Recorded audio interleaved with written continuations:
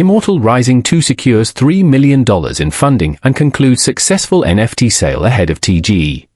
Planetarium Labs' flagship blockchain game, Immortal Rising 2, has successfully raised $3 million in funding from leading Web3 investors, including Spartan Group, Immutable, Marblex, and others. This investment will drive the expansion of the game's ecosystem, enhance gameplay mechanics, and strengthen community engagement. The game has already gained significant traction, surpassing 8.8 million downloads and leveraging Web3 technology to provide players with true ownership and rewards. Additionally, Immortal Rising 2 completed a highly successful Immortal Statue NFT sale, offering exclusive in-game benefits and token airdrops.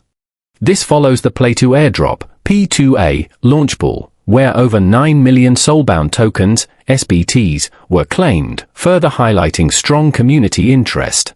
With the funding round and NFT sale concluded, the game is preparing for its highly anticipated token generation event, TGE, which will unlock new opportunities for players and investors to participate in its evolving economy.